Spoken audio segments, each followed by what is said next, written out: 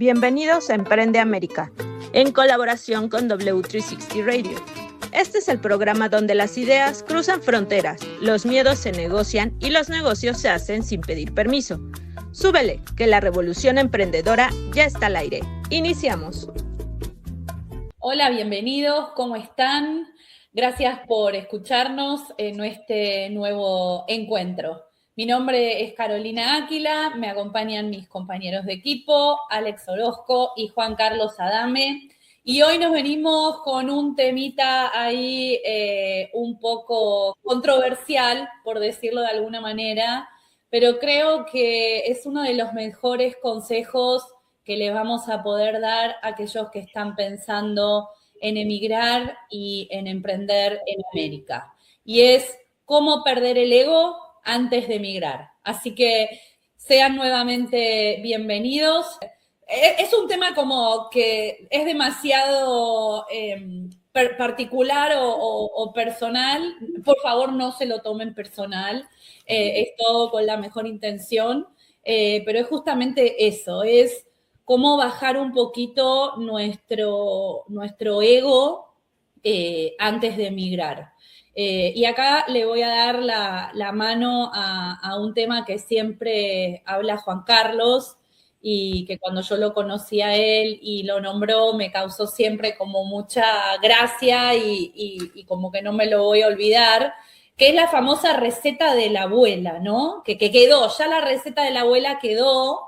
Y la receta de la abuela viene a ser esa idea que nosotros traemos del país de donde vengamos y que probablemente en el país de donde venimos funciona súper bien, pero a toda costa queremos imponer la receta de la abuela en Estados Unidos o en el país que emigremos. Y eso a veces funciona y otras tantas no.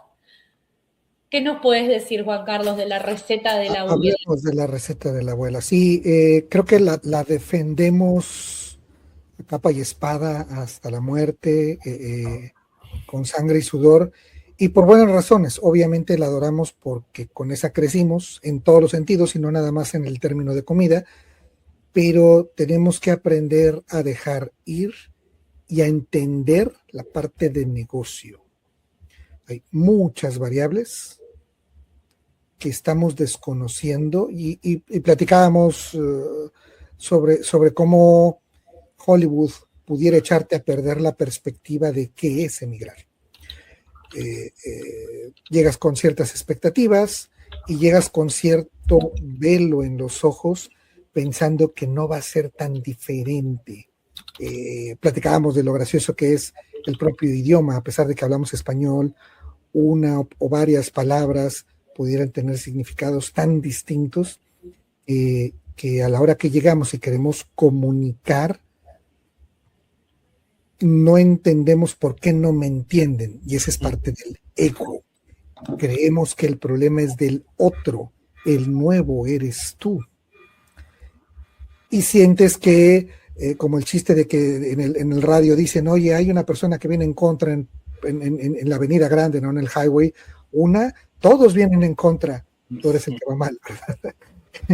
Entonces, en ese sentido, el ego es en exceso, como cualquier otra cosa, hasta el agua, nos lastima, porque crea esta expectativa de que el mundo es el que se equivocó, de que todos vienen en contra mía, de que es algo personal, de que es un insulto a la receta de la abuela, y no, simple y sencillamente no estamos conscientes de muchas de las variables que ni siquiera hemos visto y de las que no tenemos control.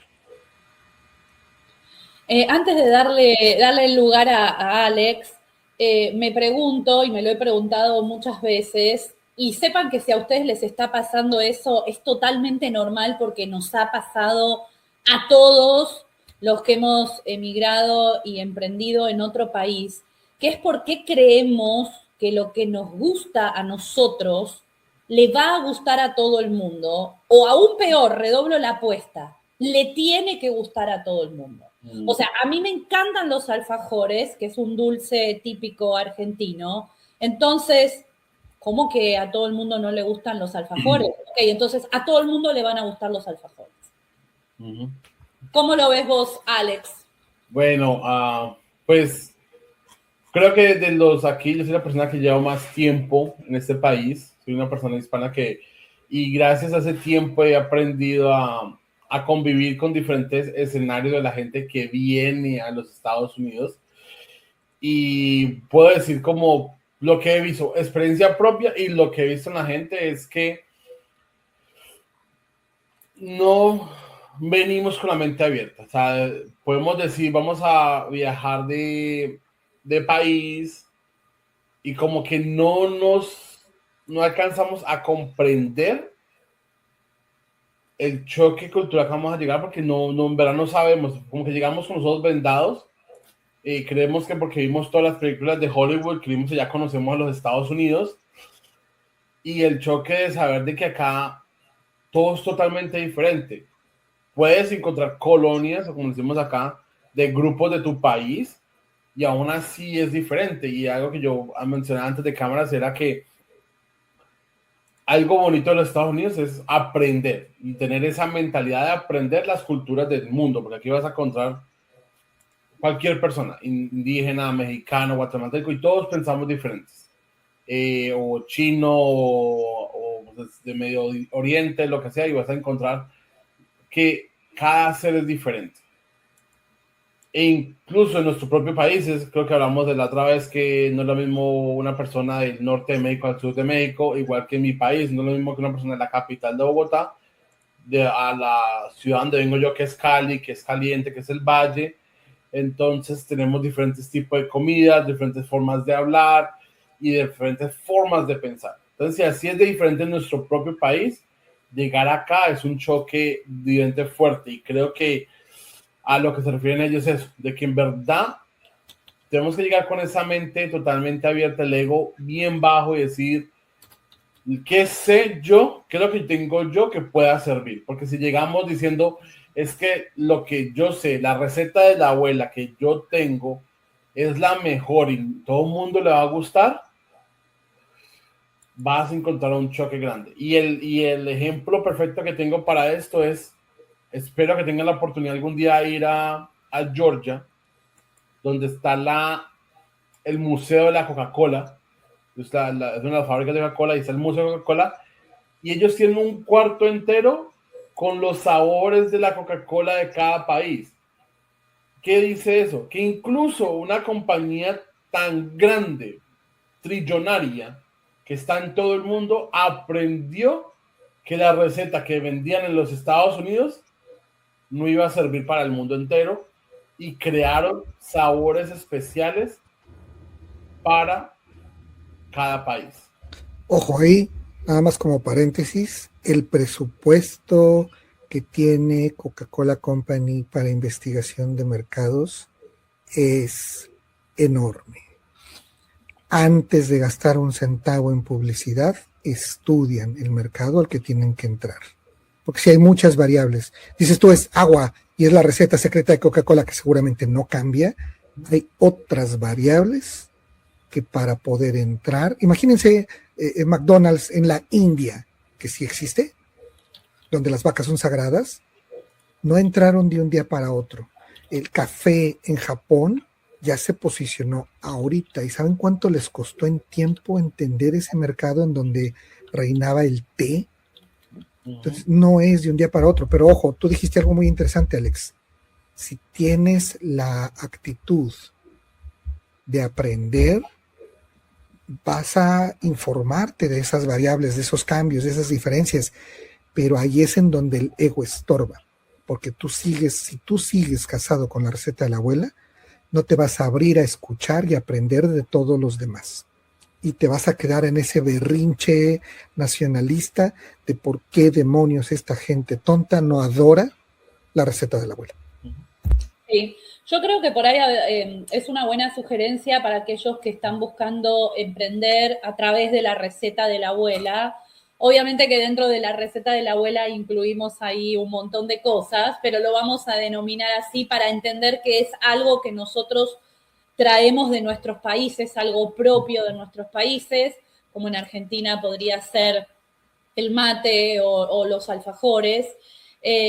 Quizás para aquellos que tienen la idea y que de verdad creen que es una buena idea o que la pueden imponer en el mercado de alguna manera, quizás una buena sugerencia sería decir, acompañarla de algunas cosas que son más americanas, por decirlo de alguna manera. Es decir, si yo voy a vender carne tipo asado, también tener la opción de alguna hamburguesa, que es algo más del gusto local. Y si no, también a la receta de la abuela, total, la abuela, les prometo que no se va a ofender, es hacerle algunos cambios que lo hagan más del gusto local. El ejemplo de Alex con la Coca-Cola es fantástico. O sea, una empresa que tiene, wow, esa receta, la Coca-Cola, sin embargo, la adaptan a distintos países. O sea, eso es el ejemplo, pero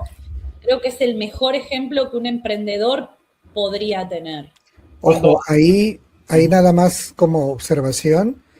Imagina que dentro de la receta de la abuela tienes cierto tipo de, no sé, tomates, tienes cierto tipo de cebollín, tienes ciertas especias, y tú crees que a donde vas a encontrar exactamente lo mismo. No, ahí sí. Y quien sabe de cocina sabe que cambiando el tomate te cambia absolutamente ahí todo. Ahí va exactamente yo, porque lo que sí aprendí en la cocina acá es que las cosas no saben igual. Tú puedes comerte tú vas a la tienda y te compras un tomate y te lo comes y no sabe igual. Así sea el tomate, así puedes tú sembrar. Aquí en la Florida el clima da para sembrar tomate y aún así no sabe igual al que comías en tu país, para nada. Ahí donde no te das cuenta de que hay demasiadas variables de vegetales, y otro es, y creo que si una persona que trabaja en agricultura está escuchando esto me puede dar un sí o no, pero la tierra cambia el sabor, el agua cambia el sabor. Mira, voy a hacer un ejemplo dentro de los Estados Unidos. La mejor pizza en este momento nominada en los Estados Unidos está entre Chicago y Nueva York, ¿cierto? La pizza de Nueva York es muy famosa. ¿Qué pasa? Han venido muchos pizzeros que son muy famosos en Nueva York a montar una pizzería aquí en la Florida y no les da. Y es la misma harina y es los mismos huevos, pero ¿qué cambia? El agua. Al cambiarle el factor del agua, inmediatamente no solo cambia el sabor, sino la textura. O sea, imagínense eso. O sea, algo que supuestamente debe ser lo mismo en el mundo entero, no lo es. Y eso cambia algo. Entonces, creo que quiero darle este mensaje hoy a la gente. Estamos en el mundo de tecnología, donde podemos saber todo. Comuníquense.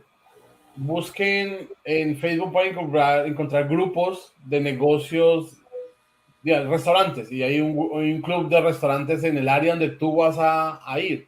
Comunícate con ellos, aprende cómo piensan ellos, qué es lo que les ha funcionado. O sea, es hacer un estudio de mercadeo.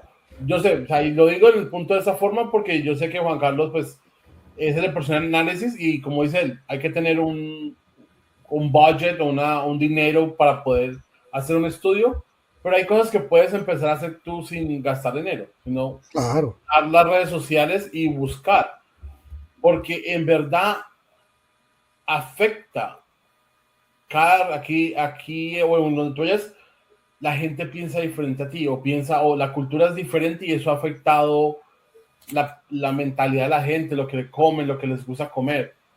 Entonces intenten de informarse antes, porque en verdad hay cosas que los errores en los negocios se pagan con dinero, y a veces hay errores que son muy caros, y llegar acá con ese ego alto, decir, no, es que lo que yo tengo nadie lo tiene, te lo voy a decir, ya muchos han pasado por ahí.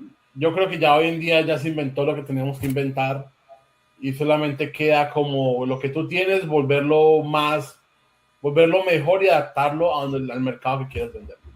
Es que ahí es donde entra Hollywood a contar estas historias de éxito en donde la receta de la abuela, pum, la pegó y la voló del parque. Sí, pero es muy hollywoodesco. Te aseguro que hay muchas cosas que, a pesar de ser basado en una historia real, hay muchas variables y muchas luchas internas que no te muestran ni en el libro, ni en el documental o en la película.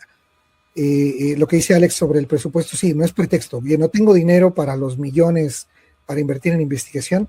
Vete al supermercado y compra 10 diferentes botellas de agua embotellada y te van a saber distinto. Sí. Lo que pasa es que, Juan Carlos, volviendo a lo que decías vos, con el tema de, bueno, debe haber alguno que, digamos, lo logra, pero yo que soy una mujer que le gustan mucho las estadísticas, ¿cuántas empresas o personas o productos lo logran sobre otros millones de que no, de que quedan en el camino? Documentados menos el 2%, no documentados que nadie se enteró que quebraste, infinito. Porque precisamente como no la hiciste, como no llegó la receta de la abuela, como no sucedió, ¿cuántas historias de esos hay? Yo te aseguro que cada familia hispana que emigra trae en su familia más de una receta de la abuela que les hubiera encantado que rompiera el mercado. Sí. Y que seguramente no era un mal producto. El asunto es que tanto te estorbó el ego que no te dejó adaptarlo al nuevo mercado. Bueno, muchas veces la receta de la abuela también va para costumbres o otro tipo de cosas, no específicamente sobre el producto, ¿no? En Argentina, por ejemplo, todo termina muy tarde, los negocios cierran todos muy tarde. Entonces, cuando nosotros llegamos a este país y mi esposo compró un negocio, ese negocio cerraba a las 5 de la tarde y mi esposo dijo, yo no voy a cerrar a las 5 de la tarde, un negocio tiene que cerrar a las 9 de la noche.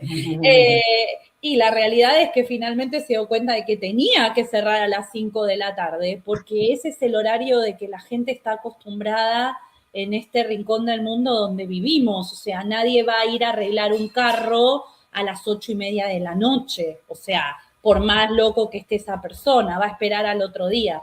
Entonces, también el adaptarse a las costumbres o a las realidades que encontramos en el lugar donde vamos a emigrar. Y eso que, a ver, yo estoy en Florida, en Orlando, que es una zona absolutamente turística donde todo cierra un poco más tarde. Ahora, andate a Ohio, Dakota del Norte o algún lugar así. Que puede ser muy diferente en el mismo país, ¿no? Y tenés que adaptarte, no puedes cambiar eso. No puedes cambiar. Imagínate que te pones terco por el ego de yo cierro a las 9.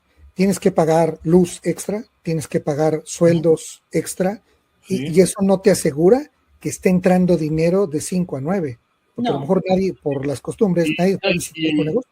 Y ponlo de que si tu trabajo es de comida y dices, no, yo voy a hacer comida hasta las 9 de la noche, ¿cuánto perdiste? Porque esa comida se bota. Desperdicio, claro. Desperdicio. Entonces, el hecho de estudiar eso, y Carolina me hizo recordar yo que en New Jersey, donde nosotros vivimos, todo cierra. Los supermercados, los restaurantes cierran a medianoche. Entonces, yo ya estaba acostumbrado a que si yo salía a las 9 de la noche, encontraba comida. Vaya sorpresa, cuando yo me mudé a la Florida y teníamos hambre, estamos recién llegados, estábamos acomodando la mudanza, entonces que uno se le pasa el tiempo y tenemos hambre. A las 9 de la noche y salimos y todo cerrado. Pueblo fantasma. Pueblo fantasma. Y yo dije, ¿cómo así? ¿Esto qué? ¿Qué me dio cuenta? En el área que nosotros vivimos, lo máximo que algo se puede quedar abierto es las 11 de la noche, un fin de semana. De resto, entre semana, a las 9 de la noche cierra todo el mundo. En la ciudad, o sea, en Tampa, la ciudad, sí es un poquito más diferente, pero de todos modos, no todo el mundo. No. ¿Sabes? No. Y es una cultura que uno se tiene que acostumbrar primero, porque tú no puedes cambiar la mentalidad de todo el mundo. O sea, tú no puedes llegar a contrar y seguir perdiendo dinero diciendo yo voy a quedarme hasta las 9 hasta que la gente se acostumbre a que yo abra hasta las 9. Vas a perder dinero, lo que sea. Puedes de pronto empezar algo gradual, ¿no? De pronto todo el mundo cierra a las 5, entonces voy a abrir a las 5:30. Después de pronto hasta las 6. Ya porque un mecánico de pronto sí entiendo que de pronto tenga un after hours, algo que después de tarde, porque hay emergencias. Pero como aquí todo el mundo hay una emergencia, llama a triple A o llama al... O espera el otro día. O espera el otro día y ya la gente no se complica. Así de fácil. Una buena amiga mía que lleva muchos años de emigrada, una vez me dio, creo que el mejor consejo que alguien me podía dar, y yo a partir de ahí lo comparto con todo el mundo que puedo, que dice algo así como que a donde fueras, haz lo que vieras. Y creo que es el mejor consejo que alguien te puede dar. O sea, vos tenés que buscar la manera de insertarse en ese lugar, de abrazar las costumbres de ese lugar, o sea, no podés pretender vos el cambio. Y muchas veces nosotros, sudamericanos, que venimos quizás, ¿sabe?, con mucho ego o con muchas ganas de cambiar algunas cosas, pretendemos incluso imponer cambios muy radicales. Y eso va a ser imposible que lo logren, o sea, sépanlo. Sí. Mira, eso que dices de haz lo que vieras, necesitas observación. Uh-huh. Necesitas quitarte el velo de los ojos que te pone el ego y este baño de humildad es el que te permite aprender y adaptarte y encontrar maneras suaves en esa transición. Porque si tú mismo te lo estás haciendo duro, te la vas a pasar encontrando lo que no te gusta, lo que no coincide, lo que no embona, lo que no hace engrane. Y sin embargo, si tienes esa humildad de decir, ok, todo eso no funciona, voy a seguir buscando que sí funciona, que sí se acerca, que sí sustituye, porque, ojo, no vas a encontrar nada igual tal cual, necesitas regresarte. Y a veces va a pasar eso que platicábamos, Carolina, antes de empezar, ya no te sientes ni de aquí ni de allá, porque regresas y ya no es lo mismo. No. Tú ya no eres la misma persona. No. Tú ya estuviste expuesto a otras variables en otra comunidad, en otra cultura, en otras tierras, y eso nos va cambiando aunque no nos guste. Y no es, dejemos esto de la discusión binaria de si es bueno o malo. Es diferente. Así de sencillo, no tratemos de clasificarlo y entenderlo, absorbamos y aprovechemos, pero todo eso necesitas hacer el ego a un ladito. Y ojo, no tiene nada de malo extrañar la casa, no tiene nada de malo la receta de la abuela, no tiene nada de malo sentir tu bandera en la sangre, eso está buenísimo. No se trata de llegar a renunciar a tu ADN, no, el asunto es el exceso estorba, y ese exceso de ego que no te permite aprender del nuevo lugar y todas estas otras variables, eso es lo que es estorboso. Bueno, yo siempre digo que yo en lo personal abracé las costumbres nuevas para mí, ¿no? obviamente, que son las costumbres de Estados Unidos, sin olvidar las mías propias. O sea, el abrazar las costumbres del lugar al que llegamos no significa que no nos vayamos a olvidar de lo que traemos adentro en nuestro ADN, pero felizmente podemos hacer convivir ambas cosas. Eso me hace acordar de un tiempo que me costaba. Cuando me fui al ejército me volví como muy al mundo americano, ¿no? Entonces yo regresé a vivir con mi papá otra vez y me acuerdo que hay una reunión. ¿Listo? ¿A qué hora es la reunión? A las 7. Yo ya estaba a las 6 en punto, ya estaba listo. El lugar queda 40 minutos, llego 10 minutos temprano. Mentalidad americana 100%. Llegamos 15 minutos antes. Y yo apenas arreglándose y yo, ¿qué pasa? Es a las 7, sí, es a las 7, pero... Entonces ahí empezó la tecnología de, es a las 7 latino, o sea, la hora latina, o sea, 7 quiere decir 8, 9, ya, y eso sí, depende, ¿no? Porque si es de negocios, la gente haciendo negocios tiende a ser un poquito puntual. Pero las fiestas. Familiar, una fiesta, la 7 es muy temprano, o sea... En México decimos, el que llega temprano llega a barrer, entonces... barriendo. Todavía ni siquiera está la mesa puesta, ¿no? Y el gringo, fíjate, a mí me pasó conviviendo con americanos gringos blancos en Indiana, que es un estado en el medio de la nada muy americano. no sé, íbamos de trabajo y alguien del trabajo nos dice, oye, los invito a casa a cenar y vamos a hacer noche mexicana. Entonces todo el mundo estaba citado a las 7 y esta familia, la que nos recibió, quería que a las 7 ya estuviera todo para servir y atender a la gente. Dije, no, ¿y cuál es el chiste? El chiste es cocinar juntos, aunque nadie le esté moviendo, muy argentino, nadie toca la parrilla de nadie, en México igual. Y yo dije, no, yo quiero que, o sea, nos da hambre cocinando. Al latino le gusta preparar, o sea, el ambiente es durante la preparación, y el gringo es, llego y me siento, ¿no? Yo no quiero nada a la gente sentada. Entonces dijimos, no, esto si es noche mexicana, va a ser noche mexicana. Fuimos y conseguimos cerveza mexicana, no tan mexicana. Yo siempre que viajaba de trabajo para allá, llevaba tequila, llevaba 2 botellas, las pusimos ahí dispuestas y listas para la fiesta. La gente empezó a llegar y yo y un vendedor estábamos asando carne. Pero desde que pones el carbón, que allá cocinan mucho con estufa, estos asadores hermosos, perfectos, que nunca están sucios, dijeron, no, nada de eso, carbón, que huela, que apeste, la cebolla asada con la que limpias la parrilla, todo esto los gringos estaban como niños descubriendo el mundo, y adentro la directora, mi jefa en ese entonces, les estaba enseñando a hacer tortillas y arroz mexicano. Entonces tenías 2 escuelas de cocina, adentro el que quisiera, afuera el que quisiera, y iban llegando y la gente esperando sentarse a comer, y llegaba y los aromas, hicimos salsa borracha picante muy al estilo mexicano, totopos, el guacamole, adentro tortillas y arroz, afuera la carne asada y la salsa borracha, y vas comiendo mientras vas saliendo, no es me siento a la gran mesa. Sí, no, sí, también es en Colombia, sí. Entonces, para mí era una carne asada muy normal del norte de México, cuando para ellos era, esto es comida mexicana, ¿no? Porque inclusive tú vas a un restaurante de comida mexicana y no sabe igual. Y yo creo que he platicado con gente asiática que le dices, oye, este sushi es japonés. Dice, claro que no, esto no lo vas a encontrar allá. Igual la comida china. Están muy adaptadas al mercado al que vas, ¿no? Por ejemplo, para mí ir a comer comida mexicana allá, Chipotle o Taco Bell o lo que tú quieras, es comida sin sabor.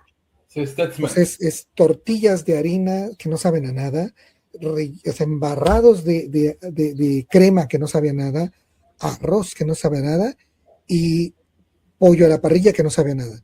Todo eso en un taco, y lo más que puedes aspirar es a que le pongan salsa de tomate, que tampoco sabe a nada. Y para el gringo, fin de semana mexicano, ¿no? Sí. Eso es un Tex-Mex, o sea, eso sí ya se conoce como Tex-Mex, que es como la comida mexicana texana, porque sí, ya todos los mexicanos dijeron, eso no es comida mexicana, ya, no creas eso. Y por eso, digamos, cuando le digo a la gente, ¿quieren comer comida mexicana? Váyase al campo y busquen un carrito de comidas, y más probable que sea una señora ya mayor, y eso va a ser la comida típica mexicana. Y lo más cercano, porque los ingredientes van a cambiar dependiendo del lugar que estén. Porque es muy difícil. Aquí el mexicano se queja porque hay ciertos jalapeños o ciertos picantes que no se pueden conseguir acá, ¿cierto? Sí. Entonces toca artificial y les cambia el sabor. Pero también lo que quiero añadir a esto que estamos hablando es, sí se puede, aquí hay restaurantes que representan Colombia, hay restaurantes que representan Argentina, hay restaurantes que representan México, de personas mexicanas, personas de Colombia, así, de cada país, pero, volvemos otra vez, ajustaron la receta de la abuela, no la cambiaron, sino la ajustaron al público, al cliente, para que la gente pueda probar un poquito de la tierra. Y aún así, y conservando la esencia, ¿no? La cultura, el concepto. La cultura pero mira, aunque no quieras cambiarla, cambiaron los ingredientes y no te vas a ver exactamente igual, porque si sale tu abuela de la tumba y lo prueba, te va a dar con el sartén y la chancla. Sí. El asunto es que tenemos que pensar esto no en la parte del ADN familiar, sino en la parte de negocio.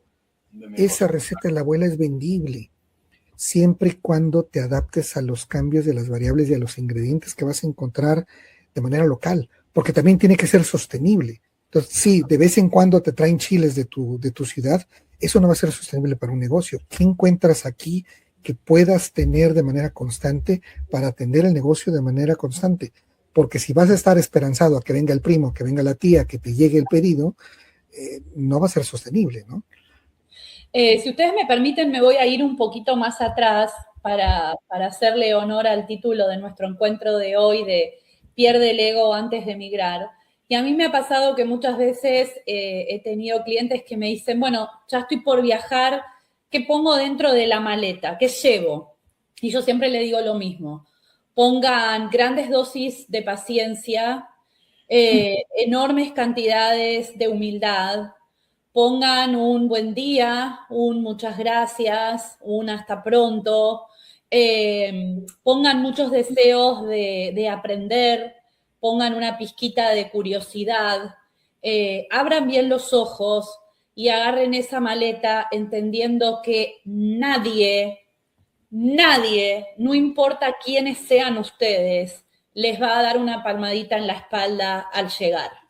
Ni les va a ir a golpear la puerta de su casa para decirle, vos eras, no sé, esa abogada reconocida en Colombia. Señores, acá llegamos y empezamos desde cero. Acá nadie conoce quiénes somos.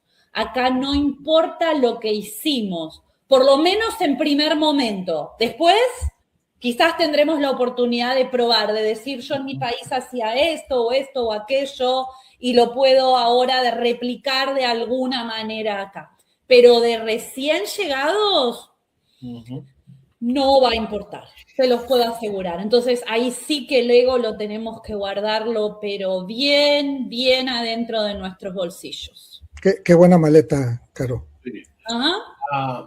Otra forma, yo creo que otra forma que yo le decía a la gente o le explicaba cuando llegaban acá era cuando nosotros éramos jóvenes de niños nos decían, si usted va a la casa, una casa ajena, así sea la casa de su amigo o lo que sea, usted respeta las reglas de esa casa, ¿no? Que le digan, no, aquí no se usan zapatos, te toca quitar los zapatos, o aquí se come a tal hora, o sea, uno tiene que respetar lo que ellos le digan. Entonces, mira el país donde tú vayas como una casa de alguien desconocida, de alguien más, y que tú tienes que respetar lo que ellos dicen. Y yo siempre decía esa forma porque mucha gente, como decimos, llegan con ese ego, esa fuerza de decir, no, yo aquí hago lo que quiera. O sea, es el país de la libertad, yo puedo hacer lo que quiera. Es libertad, no libertinaje. Aquí también hay reglas y aquí... También hay leyes. Aquí hay leyes y aquí un policía tú no lo vas a comprar. Así es algo que también tengo que decirlo, sorry. No sé si pues, en nuestro país se acostumbra mucho que un policía lo para a uno y no le da lo del tintico, lo del cafecito y sigue, ¿no? Aquí te dan tu ticket y listo, ¿no? Aquí te dan un ticket y si tú intentas hacer eso, para la cárcel porque se sobornó inmediatamente. Aquí las leyes son muy, muy drásticas, muy directas y hay que respetar no solamente la ley, también las culturas. Y si uno llega, como dice Carolina, vamos a hablar del ego, si uno baja ese ego, ¿cierto? Y la parte de la paciencia, sí, porque siento que uno se toma por ahí al menos mínimo, más del año. Por ahí 2 años, yo creo que 2 años sería decir bien, aprender. No me refiero a aprender el inglés, el idioma, porque eso puede durar mucho tiempo, pero a entender cómo la gente piensa, cómo las cosas funcionan, dónde tengo que ir a pagar mis servicios, dónde tengo que ir a sacar mi pasaporte, dónde tengo que... O sea, esas cosas típicas que son diarias del diario vivir, dónde puedo coger el transporte, dónde puedo conseguir un carro, toda esa forma toma tiempo, o sea, es un paso a paso porque todo es diferente. Voy a decirlo, en la ciudad, en Tampa, hay buses que pasan cada hora. En donde yo vivo, hay un bus que pasa 3 veces al día. Y en donde yo vivo no pasa nunca, porque no hay. No hay. Entonces, imagínate, ese cambio de acostumbrados a un país de nosotros, o sea, yo me imagino que Argentina es igual que México y Colombia, que tenemos transporte público, que es más continuo, ¿no? Porque es el medio principal de transporte. Sí. En los Estados Unidos el medio principal de transporte es un carro, tu propio principal de transporte es un carro, tu propio automóvil. Porque es otra cultura, ¿no? Es más fácil que te den un crédito, el sistema funciona con la gente endeudada, entonces siempre tienes, por eso todo el mundo lo tienes trabajando, porque tiene que pagar los créditos que trae encima, la casa, el coche, las tarjetas de crédito, los préstamos estudiantiles, todo funciona en ese sentido cuando los sistemas políticos en otros países pueden ser muy diferentes, ¿no? En México hace unos años era imposible que te dieran una tarjeta de crédito, ahorita la regalan con tal de que lo tengas y que ya le debas al banco. Entonces, tienes que estudiar, tienes que observar, con o sin presupuesto, ese no es pretexto. Tienes que entender en dónde vas a estar parado en el momento en el que llegas con tu maletita, con o sin el kit del buen viajero que nos describía Caro, porque con o sin paciencia las cosas van a suceder. Con o sin paciencia los procedimientos en otros lados no van a cambiar porque al niño no le gustó, la receta de la abuela no cabe en este mercado. Nadie va a tener esa compasión de ti. Sí, yo coincido con Alex que más o menos el tiempo donde uno empieza a encontrar ese punto medio de equilibrio va entre los 2 y los 3 años. Así que en la maletica un poquito más de esas dosis de paciencia de las cuales yo hablaba antes. Y siguiendo con esta cosa de ejemplificar, que bueno, a mí me gusta tanto porque me parece que es la manera de que el que está del otro lado por ahí lo entienda. Me gusta más que dar estadísticas y hablar de cosas así como o frases muy elaboradas. También siempre yo les digo a mis clientes que es un error el que llega a este país creyendo que el partido ya está ganado. Y acá voy a usar un poco el término futbolero, aprovechando la pasión por el fútbol de Argentina, de México y de Colombia. O sea, el partido no lo ganaste el día que pusiste un pie en Estados Unidos. Ese día el partido comienza. Todo lo que vos hiciste en tu país fue precalentamiento, entrenamiento, preparación. El partido empieza ese día. Y se los puedo asegurar que el partido va a ser bien largo. Vamos a tener 2 tiempos, entretiempo, vamos a ir a la larga y probablemente vayamos a los penales también. Así que las dosis de paciencia les puedo asegurar, queridos oyentes, que se van a necesitar en grandes dosis. Y poca dosis de ego, porque voy a decirlo, yo creo que tuve el privilegio de llegar muy joven acá. Y entonces yo no venía con un título universitario, yo solamente era un muchacho recién graduado de la bachillerato y me llegué acá.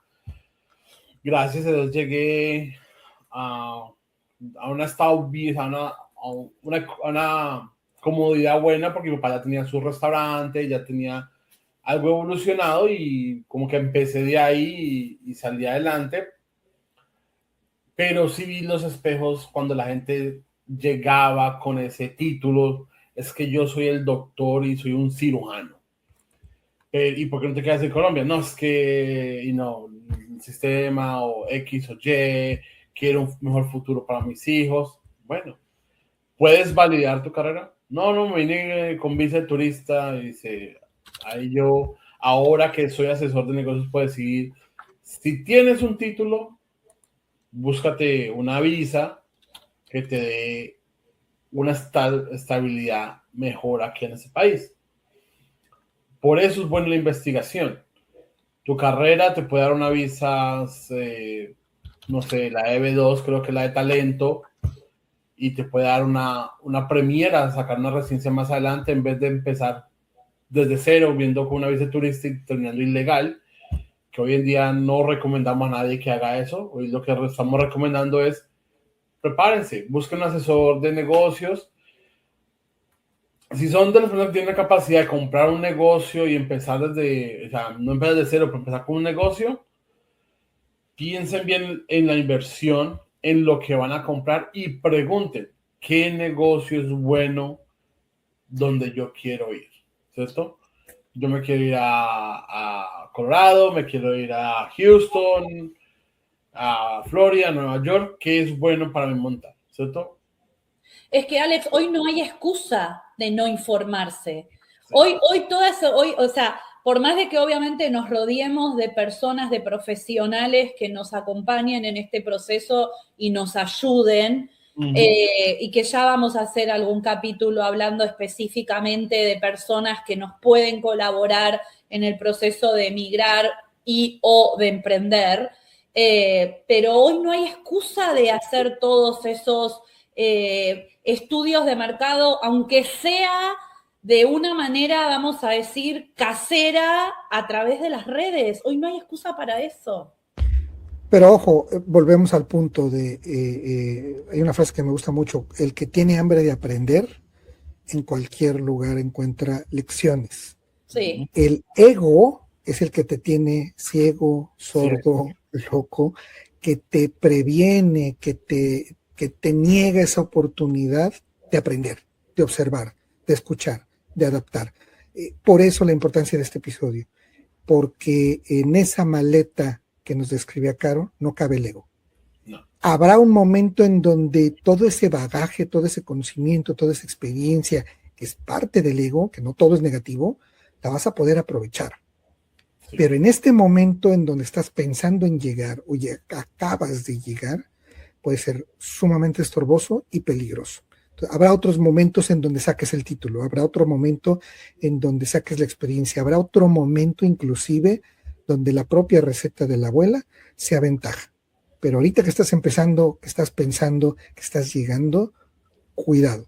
Cuida mucho que esa maleta esté llena de cosas positivas, como bien lo describía Carolina. Me encantó esa maleta, Carol. Y no tengan miedo de pedir ayuda. A mí me ha pasado en un momento de la historia que tenía que hacer unos trámites, unas diligencias para el negocio de mi esposo y no lograba resolverlo. Y me acuerdo que me fui con mi carpetita, me acerqué al mostrador y aún con mi inglés chapuceado en ese momento, le dije a la señora, por favor, ayúdeme. O sea, yo le prometo que voy a aprender rápido, pero por favor necesito que alguna vez o por primera vez alguien me diga cómo se resuelve este trámite, estos papeles. Y la señora me lo explicó. La señora me lo explicó, porque cuando uno se acerca con humildad, con una sonrisa, con diciendo, por favor, yo me voy a quedar acá el tiempo que sea necesario, yo le espero, pero usted explíquemelo una vez cómo se completan estos benditos papeles, después yo lo voy a hacer. ¿Ok? Y apréndanlo. Tampoco caigan después en esa cosa de, la señora me contestó una vez, le voy a llevar 40 veces los papeles, me lo va a hacer. Hay que aprender, ¿no? Hay que aprender. Obviamente. Tengo que aprender. No, y creo que una cosa importante es, como decíamos, el tiempo que uno se demora por entender el sistema y la cultura, como decimos, entre 2 y 3 años, te lo puedo prometer de que si tú no bajas el ego, no van a ser 3 años, van a ser 5. Y vas a perder muchas oportunidades y mucho tiempo, porque mientras no estés dispuesto a decir que ya no es lo que tú eres en tu país, ya no lo eres acá, y tienes que aprender otra vez casi todo. Si no entiendes eso desde el principio, te vas a demorar mucho. Y la vas a pasar mal, o sea, ni siquiera que la sí, vas a... ojo, más allá del tiempo, que obviamente importa, el golpe emocional va a ser más duro. Claro. Provocado porque tú inflaste en ese ego un globo, y mientras más inflado, más duro truena. Entonces sí, cuidemos.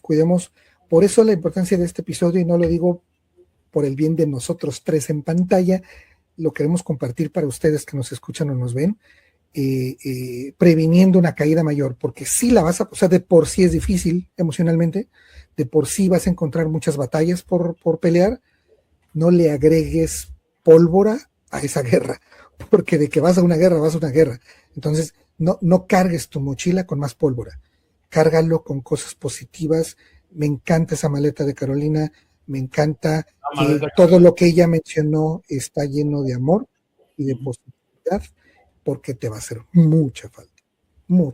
Bastante. Espero honestamente que este episodio les haya servido.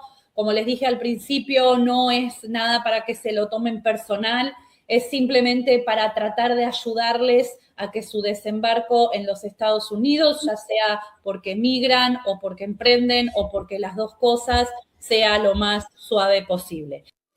Un episodio más de Emprende América. Gracias por acompañarnos. En colaboración con W360 Radio. Si te gustó, ayúdanos compartiendo para llegar a más gente. Si no te gustó, como quiera compártelo, mándaselo a la competencia, a lo mejor a ellos sí les sirve.